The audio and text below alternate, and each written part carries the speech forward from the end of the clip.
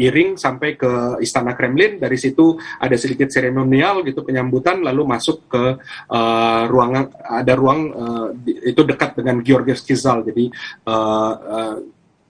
Georgievsky Hall gitu ya, bahasa Inggrisnya begitu. Jadi ruangan Georgius begitu ya. Oke, saat ketibaan itu tidak ada pertemuan dengan warga negara Indonesia di Rusia begitu, atau event-event tadi karena Anda katakan ada seremonial sebelum pertemuan dengan Putin itu tadi?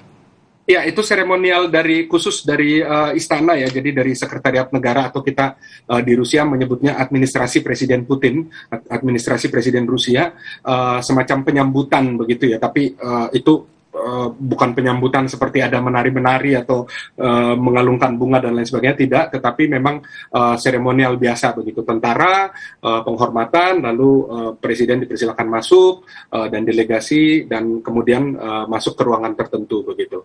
Nah, memang ini karena kunjungan yang sangat spesial dari Indonesia, dari Presiden Jokowi, memang pihak Rusianya sudah well informed sekali bahwa Presiden Jokowi tidak akan lama di sini. Jadi seremonialnya pun dilakukan tidak seperti biasanya, yang mungkin kalau seperti biasanya bisa 20-30 menit, seperti baru-baru ini Presiden Turkmenistan begitu beberapa hari lalu mengunjungi Rusia begitu, untuk kepentingan bisnis begitu ya, mitra strategis Rusia. Tapi kali ini lebih singkat karena memang intinya lebih kepada apa yang mau disampaikan Jokowi gitu, dan mereka tahu bahwa Pak Jokowi nggak lama-lama di situ, seperti itu.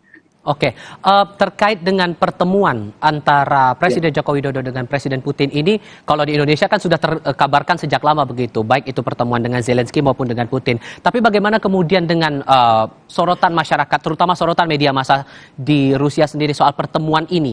Konotasinya ke arah mana begitu? Saya pikir baik media, baik masyarakat ya. Kalau dari masyarakat biasanya nanti setelah ini ada semacam polling dari namanya BGITRK. Jadi itu lembaga polling nasional Rusia tentang kedatangan atau tentang kerjasama Rusia dengan negara-negara lain.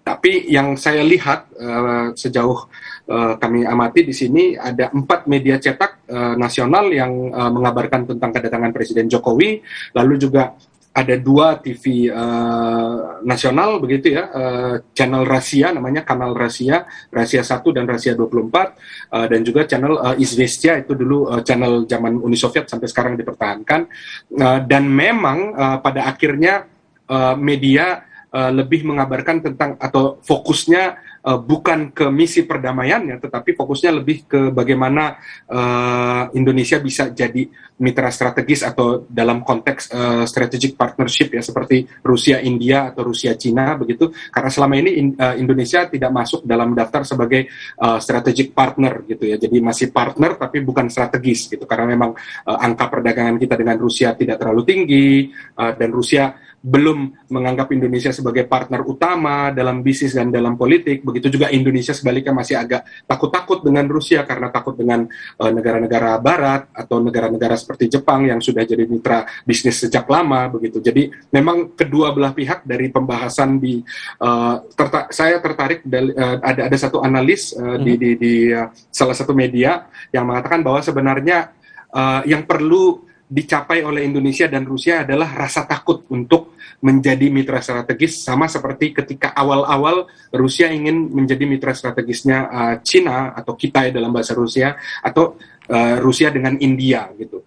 Pada akhirnya Indonesia pasti akan datang ke tahap itu, ke titik itu, tetapi di momen seperti ini justru inilah momentumnya untuk melepaskan keraguan, ketakutan bahwa nanti kalau misalnya kita Indonesia dekat-dekat sama Rusia, nanti kita dikasih sanksi, dia lepaskan itu. Begitu juga dengan Rusia. Rusia sekarang sudah banyak yang mengkritik bahwa Rusia mengarahkan hatinya, pandangannya ke Asia, khususnya ke Indonesia, Vietnam, dan lain-lain, tetapi kepalanya masih melihat ke Eropa, karena berpikir bahwa di Eropa uangnya lebih besar, bisnisnya lebih matang, lebih apa, dan lain sebagainya begitu. Jadi memang dua belah pihak ini harus mengarahkan diri untuk percaya begitu. Sama seperti ketika kalau kita lihat sejarah Indonesia-Rusia, era Bung Karno dengan Nikita Khrushchev begitu ya, itu karena saling percaya maka terjadi banyak sekali kerjasama yang sangat potensial begitu antara kedua negara. sekarang. Jadi agak kontras ya kalau dilihat dari kacamata awam bahwa saat pertemuan dengan Ukraina lebih ditujukan bagaimana kemudian upaya perdamaian ini dilakukan, bagaimana kemudian upaya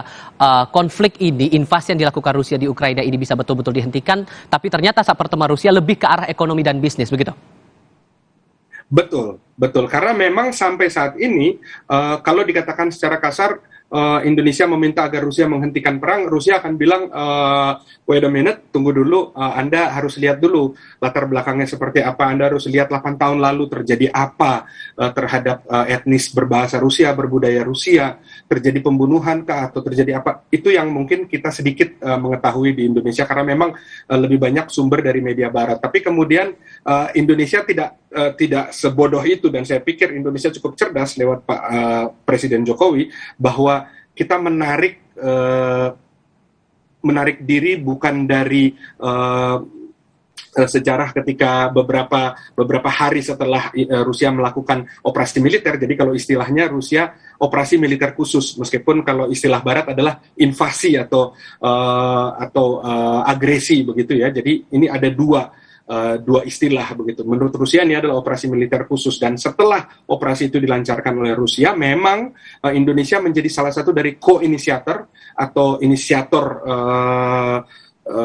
bersama begitu dengan Amerika Serikat untuk mengeluarkan resolusi yang mengutuk Rusia, dan itu sebenarnya agak mengecewakan buat Rusia, tetapi Rusia paham bahwa sebenarnya Indonesia berada di tengah-tengah konstelasi politik atau geopolitik internasional begitu. Jadi, dan posisi presidensi G20 itu memang sangat bermakna buat dunia internasional, dan harus hati-hati juga Pak Jokowi ini mengarahkan politik kita begitu ya.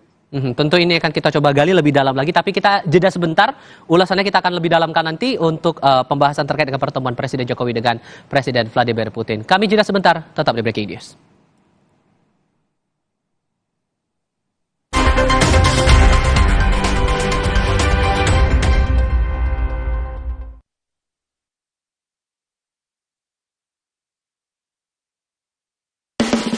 Love yourself.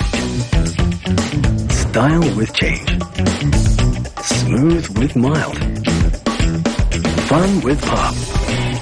Say love yourself. Essay love yourself. Gue punya pilihan kopi yang baru. Top Coffee gula aren baru. Kopi, susu, di blend gula aren yang legit. Meleleh gitu enaknya. Top Coffee gula aren baru. Serius, kamu harus coba. Dari Wings Food. Love yourself. Style with change. Smooth with mild. Fun with pop. Say love yourself. Essay love yourself. Bosen nih. Diputar, dijilat, dan dicelupin. Selezat Oreo, selembut cake. Oreo Soft Cake baru. Terbuat dari Oreo, selembut cake dengan coklat berlimpah. Waspadai wasir. Minum Vedium dari bahan herbal, buah, dan kulit jeruk. Vedium bantu mengurangi gejala dan derita wasir. Wasir segera berakhir. Minum Vedium. Beda kegiatan, beda masalah, beda counterpainnya. Hangat di counterpain cream untuk redakan nyeri otot. Sensasi counterpain cool untuk pendinginan saat olahraga. Paket counterpain duo, beda manfaat, harga tetap bersahabat. Paket counterpain duo, beda manfaat, harga tetap bersahabat. Paket counterpain duo, beda manfaat, harga tetap bersahabat.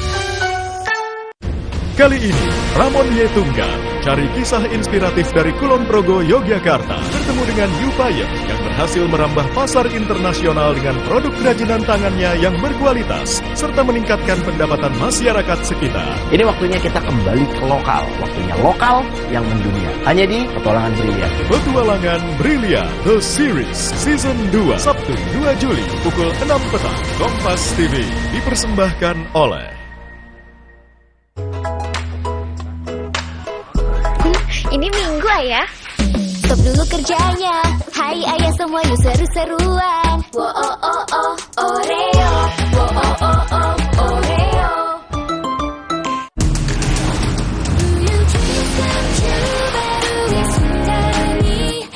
느껴지니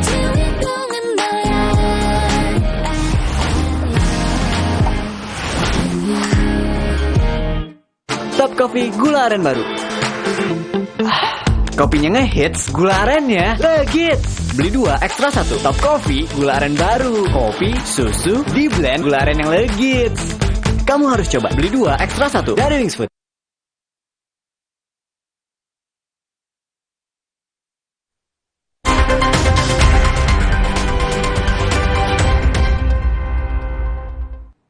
Masih di Breaking News, masih membahas soal pertemuan antara Presiden Republik Indonesia Joko Widodo dengan Presiden Rusia Vladimir Putin.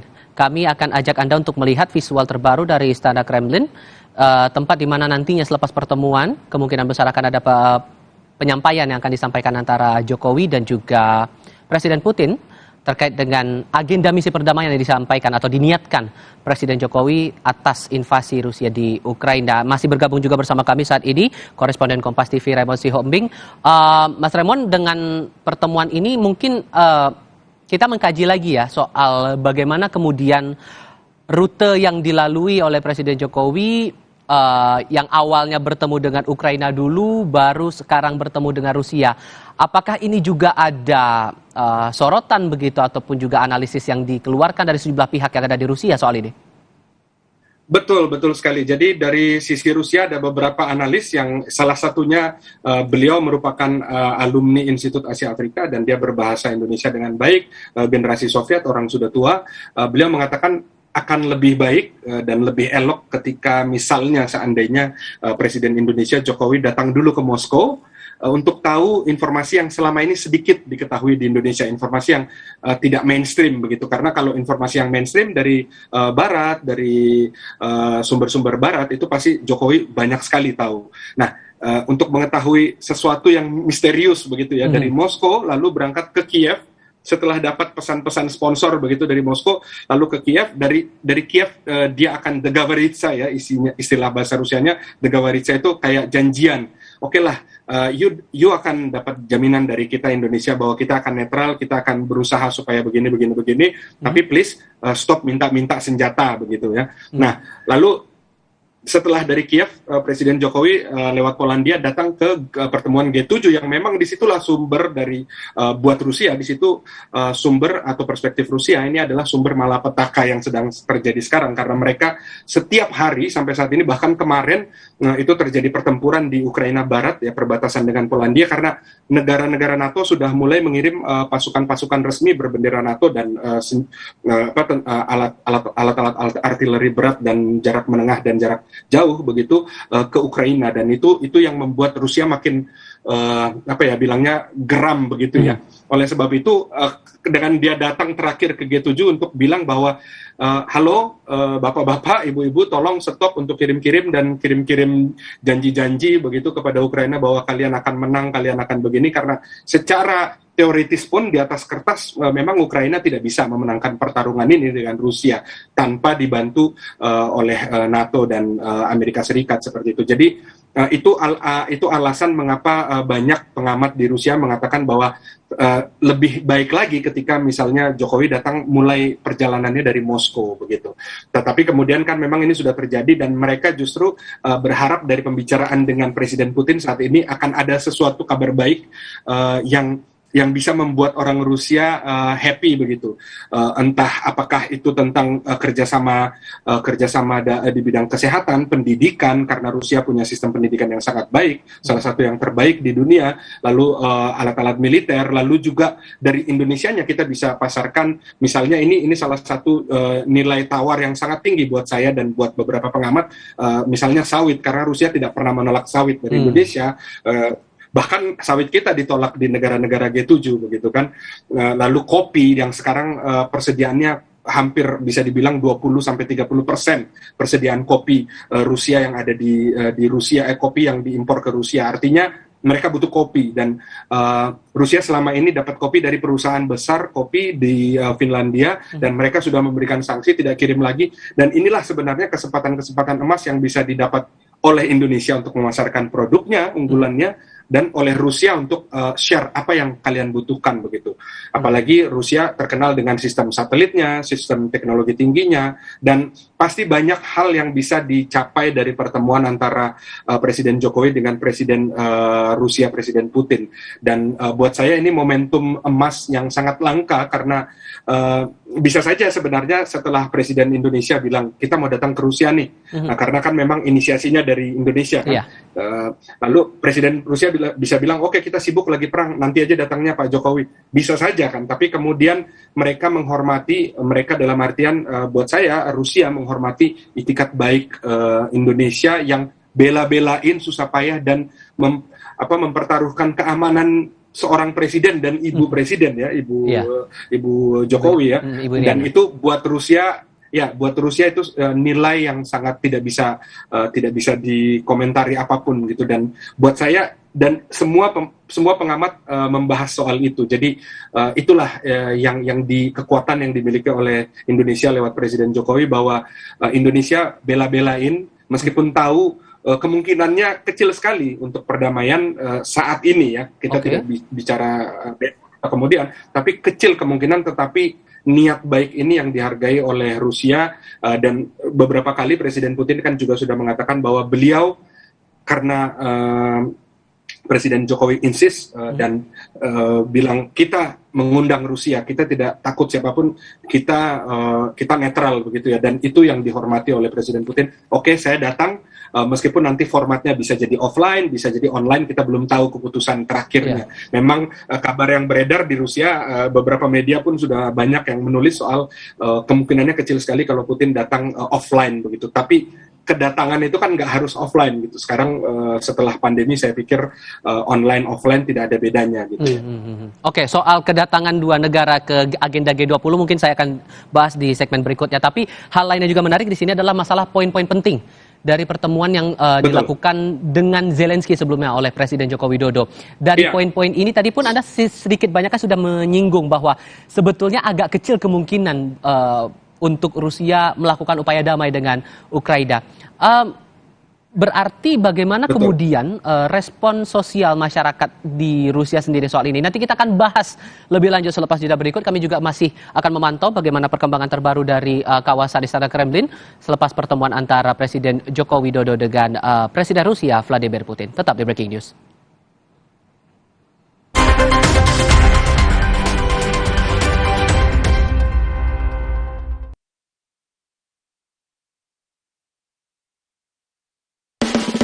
Love yourself.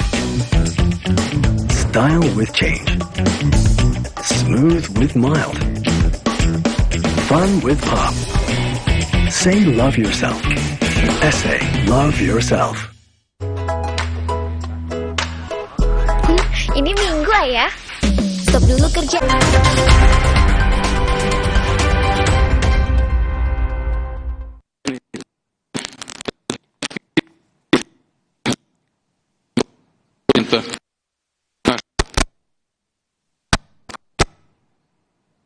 Visual yang Anda lihat ini adalah selepas pertemuan antara Presiden Republik Indonesia Joko Widodo dengan Presiden Rusia Vladimir Putin.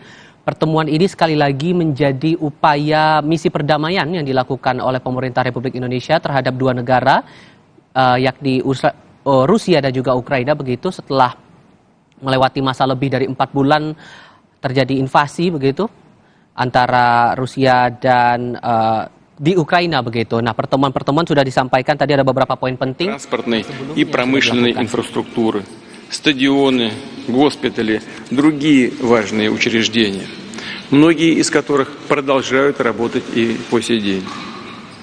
Что касается наших с господином Джоко Видодо сегодняшних переговоров, то они прошли в деловом ключе, были весьма содержательными. Естественно, особое внимание уделили торгово-экономическому взаимодействию, которое демонстрирует хорошую динамику. В 2021 году, например, двусторонний товарооборот увеличился более чем на 40%, а за первые 5 месяцев текущего года прирост составил свыше 65%. В этом контексте с обеих сторон была выражена заинтересованность в активизации работы Российско-Индонезийской совместной комиссии по торгово-экономическому и техническому сотрудничеству. дополнительные возможности для наращивания взаимовыгодного экономического партнерства, увеличения коммерческих обменов между нашими странами. Все это открывает новые возможности. Большое значение придаем и созданию зоны свободной торговли между Индонезией и Евразийским экономическим союзом.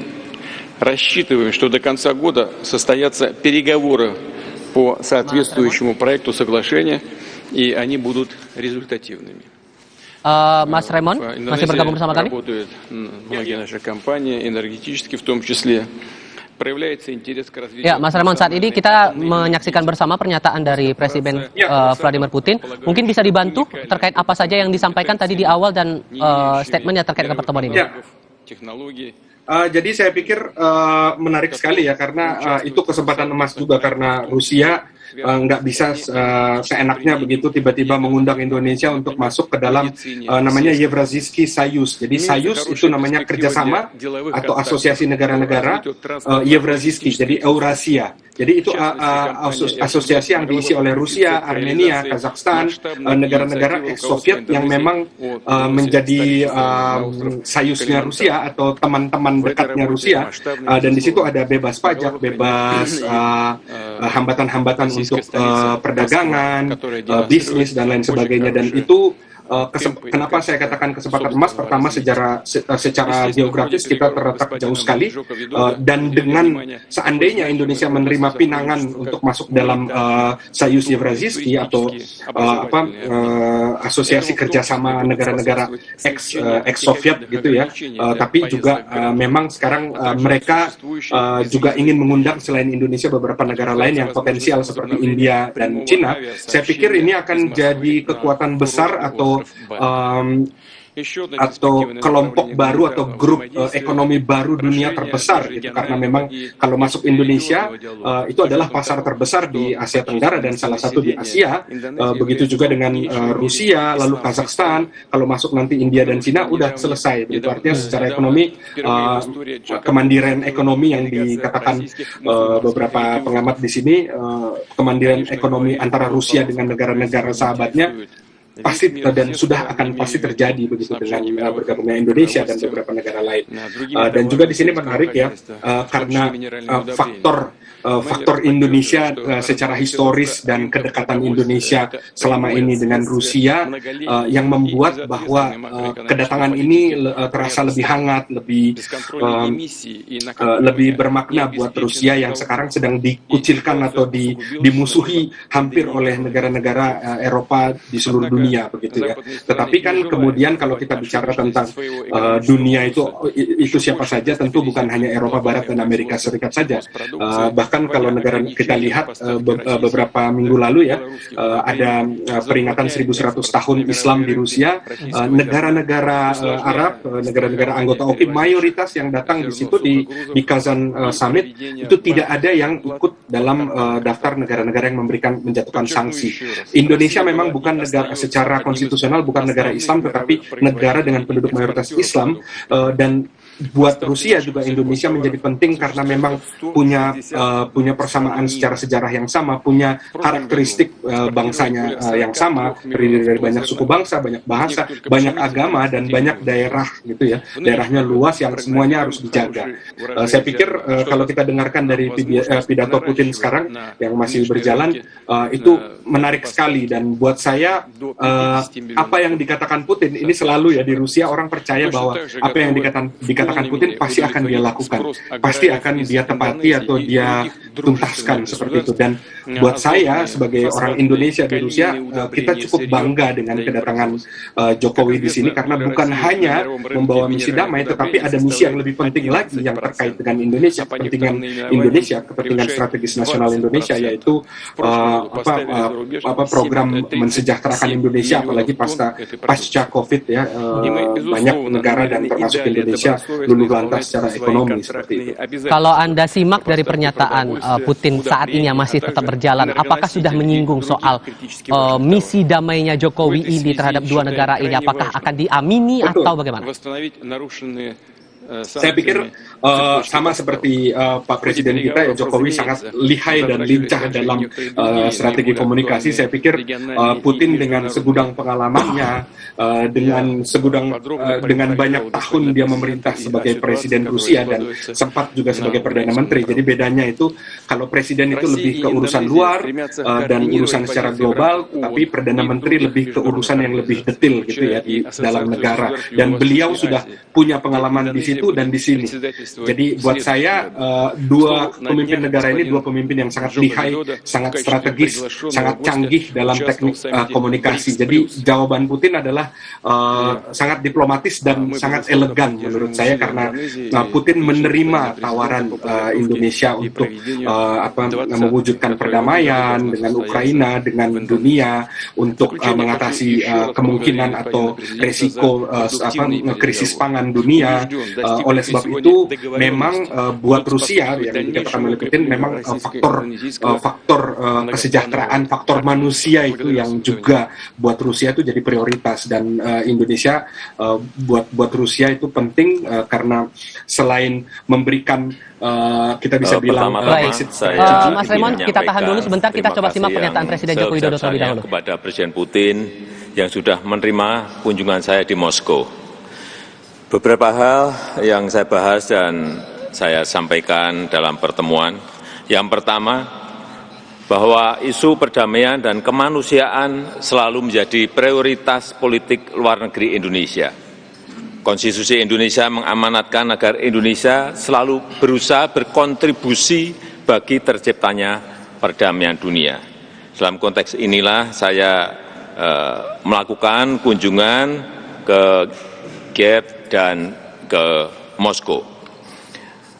Yang kedua, sebagaimana yang saya sampaikan di Kiev, walaupun situasi saat ini masih sangat sulit, namun saya tetap menyampaikan bahwa penyelesaian damai penting untuk terus dikedepankan dan juga ruang-ruang dialog terus bisa dibuka.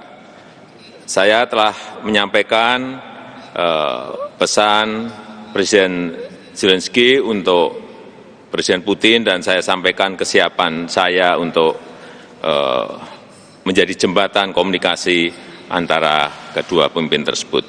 Yang ketiga, saya tadi banyak berdiskusi dan menekankan bahwa pangan dan pupuk adalah masalah kemanusiaan, merupakan kepentingan masyarakat dunia, dan ratusan juta orang terdampak dengan terganggunya rantai pasok pangan dan pupuk, terutama di negara-negara berkembang.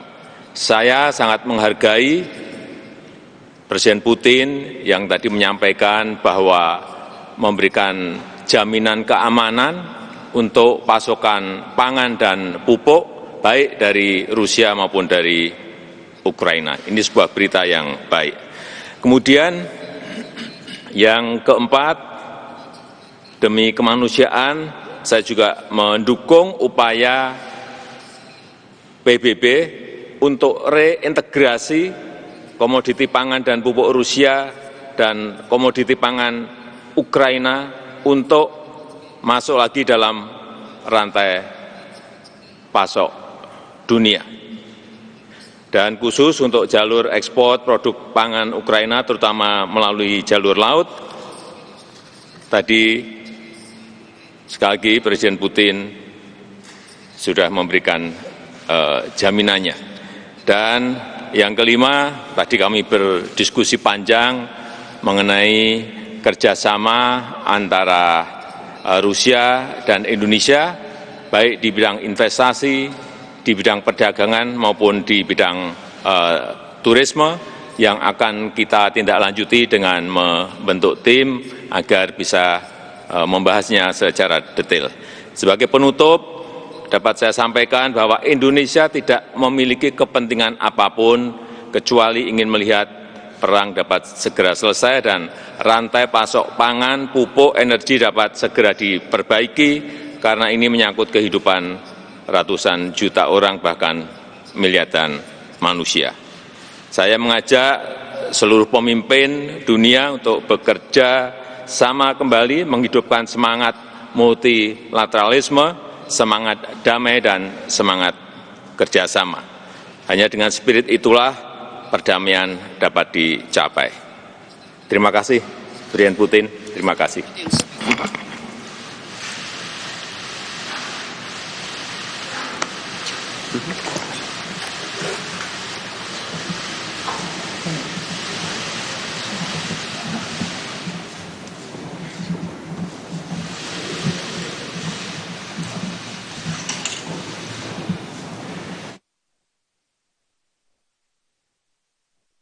Presiden Joko Widodo dan juga sudah kita simak bersama tadi pernyataan dari Presiden Republik Indonesia Joko Widodo dan juga Presiden Rusia Vladimir Putin soal pertemuan yang berlangsung pada hari ini, pada Kamis waktu setempat begitu, terkait dengan upaya damai yang diusahakan oleh Presiden Jokowi terkait dengan invasi Rusia di Ukraina. Masih bergabung saat ini koresponden Kompas TV Raymond Sihombing. Mas Raymond, untuk pernyataan-pernyataan tadi yang sudah disampaikan, terutama yang terbaru terakhir kali tadi disampaikan oleh Presiden Joko Widodo, bagaimana Anda melihat ini? Saya pikir sudah bagus ya, artinya kedua belah pihak, baik dari pihak Rusia, Presiden Putin sudah menerima dan sudah memahami tentang apa niatan atau apa rencana atau apa plan atau strategi Indonesia berangkat jauh-jauh datang dari Indonesia ke Rusia, dan begitu juga sebaliknya kalau kita lihat dari pernyataan Pak Jokowi sangat lugas begitu yang mengatakan bahwa ya ini bisa kita simpulkan bahwa sebenarnya kedua belah pihak sudah memahami bahwa memang penting terjadi perdamaian, memang penting untuk kerjasama ke depan, untuk melakukan strategi-strategi bagaimana bukan hanya untuk kedua negara, tapi juga untuk mengatasi masalah internasional yang sekarang mungkin bakal terjadi, yaitu krisis pangan, lalu juga krisis yang lain ya, seperti misalnya soal mata uang dolar dan euro yang jatuh. Sebenarnya kan buat Rusia di satu sisi baik, tetapi di sisi lain tidak baik, karena memang secara ekonomis juga beberapa sektor dalam usaha atau dalam bisnis Rusia juga akan terdampak, artinya terganggu.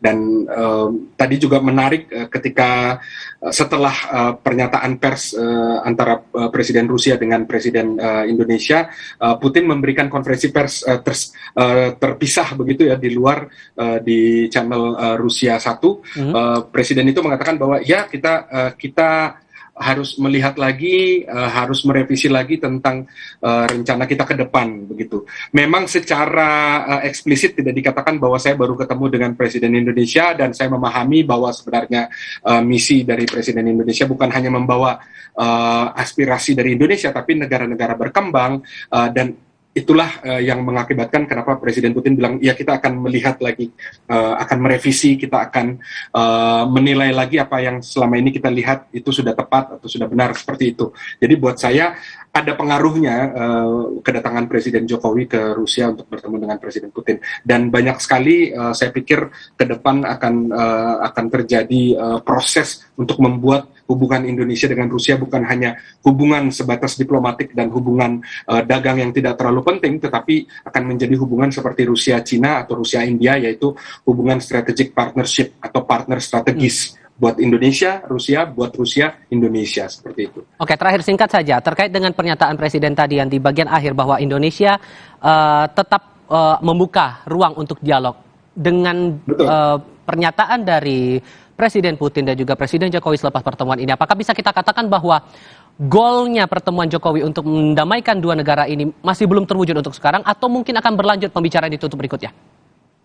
Saya pikir jawabannya bukan sebatas terwujud atau tidak terwujud, tapi buat saya Presiden Jokowi dengan pertemuan hari ini dan momen emas hari ini telah membuka satu peluang baru, atau kalau kita lihat misalnya tadinya ada batu besar begitu, sekarang sudah mulai terkikis begitu. Artinya ketika Presiden Jokowi menyatakan bahwa Indonesia atau kita, artinya Indonesia dan Rusia tetap akan membuka ruang dialog, ini punya kekuatan yang sangat besar atau punya makna yang sangat dalam. Artinya Indonesia siap apa yang ingin Rusia capai atau apa yang ingin Rusia sampaikan, siap kita membantu, memfasilitasi demi tercapainya perdamaian. Artinya, sebenarnya kalau bisa dikatakan, kita tidak bisa menilai 100% berhasil atau tidak. Artinya, prosesnya mulai jalan. Proses untuk mengarah ke apa yang ingin disampaikan oleh Presiden Jokowi atau apa yang ingin dicapai dalam misi ini ke proses perdamaian sudah mulai begitu. Artinya, prosesnya mulai berjalan. Kalau bahasa Rusianya dibilang proses idjot. Prosesnya mulai berjalan seperti itu.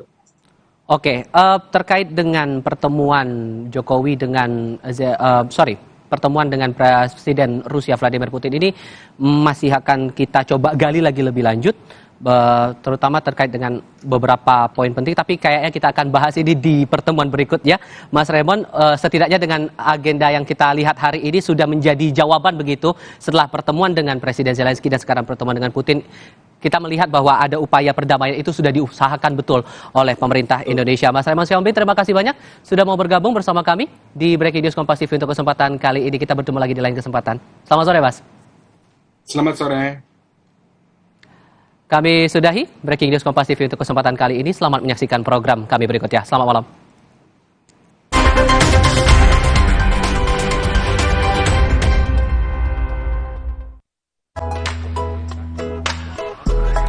Ini Minggu ayah.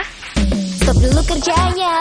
Hai ayah semua yuk seru-seruan. Wo oh oh oh Oreo. Wo oh oh oh Oreo. Top Coffee gula aren baru. Kopinya ngehits, gula arennya legits. Beli 2 ekstra 1. Top Coffee gula aren baru. Kopi, susu, di blend gula aren yang legits. Kamu harus coba. Beli 2 ekstra 1 dari Wings Food. Hydro Coco. Why choose Hydro Coco? Healthy, taste good. Rasakan manfaat air kelapa asli untuk bantu jaga imun tubuh. We choose Hydro Coco. Real coconut water. Hai, tahukah Anda? Cuma Entrasol yang tinggi serat dan mengandung ekstrak buah zaitun. Bantu jaga kesehatan jantungku. Rendah laktosanya bikin nyaman di perutku. Entrasol. Diabetasol Sweetener, bantu kontrol gula darah. Pemanis alami, 0 kalori. Ganti gula dengan Diabetasol Sweetener. Pilihan manis, kontrol gula darahku. Diabetasol Sweetener. Morinaga Cilgo, untuk daya tahan tubuh Arsy dan Arsya. Morinaga Cilgo, bernutrisi dengan inulin, vitamin, dan mineral. Harganya terjangkau.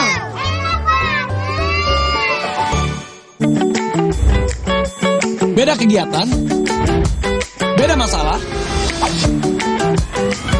beda counterpainnya. Hangat di counterpain cream untuk redakan nyeri otot. Sensasi counterpain cool untuk pendinginan saat olahraga.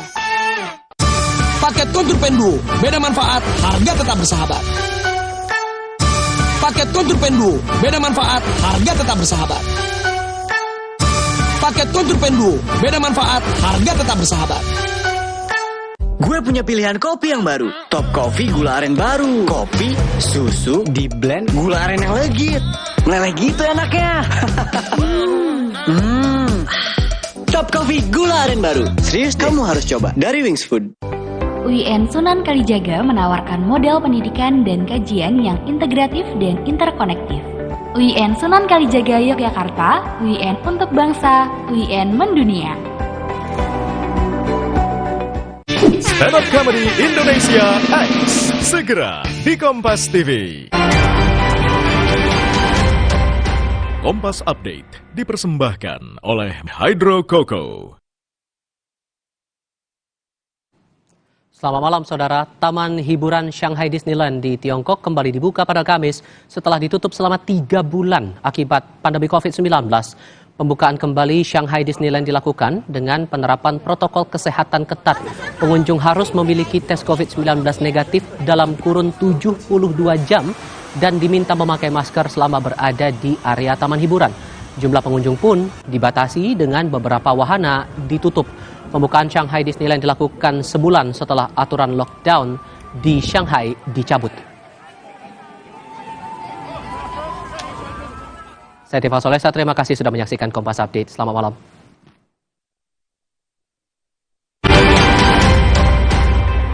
Kompas Update dipersembahkan oleh Entrasol. Hydro Coco. Why choose Hydro Coco? Healthy, tastes good. Rasakan manfaat air kelapa asli untuk bantu jaga imun tubuh. We choose Hydro Coco. Real coconut water. Saya pilih Entrasol dengan ekstrak buah zaitun dan tinggi serat, 4 kali lebih kuat tangkal radikal bebas. Bantu jaga kesehatan jantung saya. Tinggi proteinnya bantu jaga massa otot saya. Entrasol. Ajang pencarian komika Indonesia sesungguhnya kembali digelar. Jadilah komika terpecah. Daftar dan ikuti audisinya. Hadir di kota-kota berikut. Pelengkap, ikuti dan kunjungi Instagram @suci_kompas_tv serta klik suci.kompas.tv. Stand Up Comedy Indonesia X. Tawa 1 dekade. Let's make life!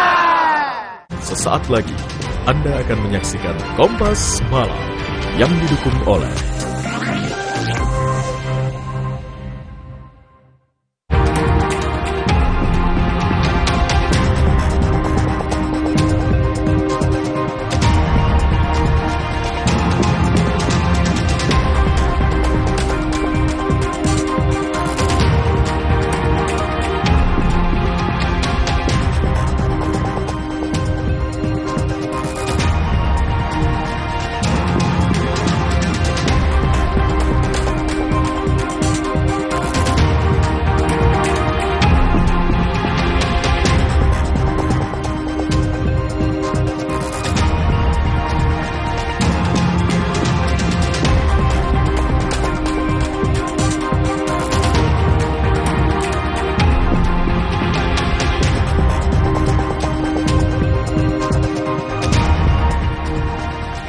Membawa misi damai, Presiden Joko Widodo bertemu dengan Presiden Rusia Vladimir Putin di Istana Kremlin, Moskwa.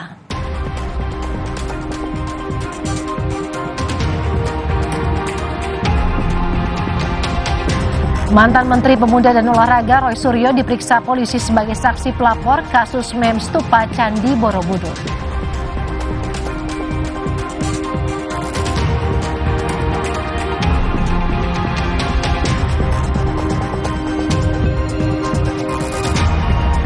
Seorang sopir truk ditemukan dalam kondisi tangan diikat dan mulut dilakban di Bogor, Jawa Barat. Diduga sopir truk menjadi korban begal.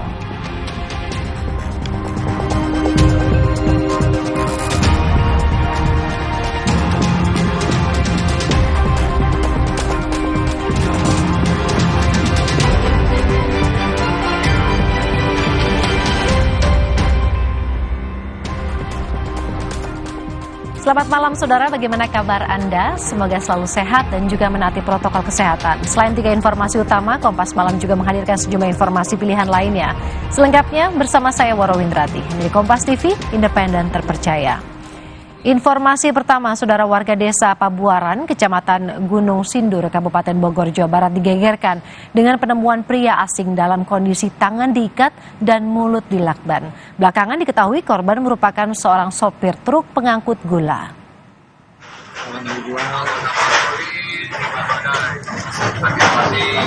Dari video amatir warga ini, tampak pria yang diketahui sopir truk ditemukan dalam keadaan mata dan mulut ditutup lakban serta kaki terikat dan dalam kondisi tertelungkup di Desa Pabuaran, Kecamatan Gunung Sindur, Kabupaten Bogor pada Rabu kemarin. Diduga sopir truk pengangkut gula ini menjadi korban pembegalan. Sebelum ditemukan, korban mengaku sedang beristirahat di tepi jalan tol Cikupa, Tangerang.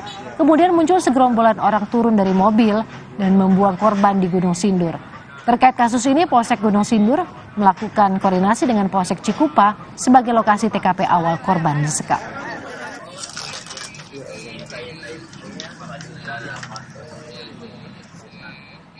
Saudara, kericuan terjadi saat pertandingan silat digelar di Gedung Olahraga Wirabakti Lumajang, Jawa Timur. Tak terima atlet yang didiskualifikasi, sejumlah anggota tim silat marah dan merusak meja wasit.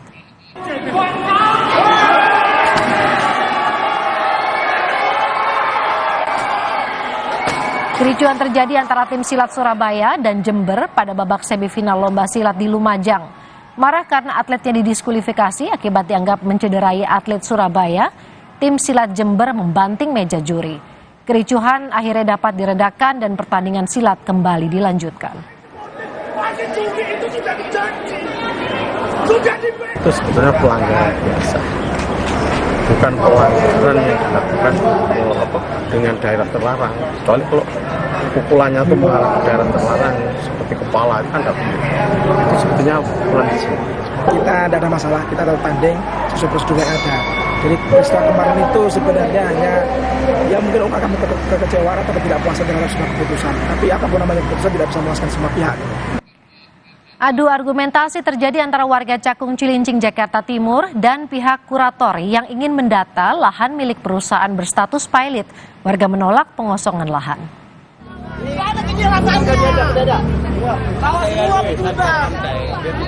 Pendataan lahan perusahaan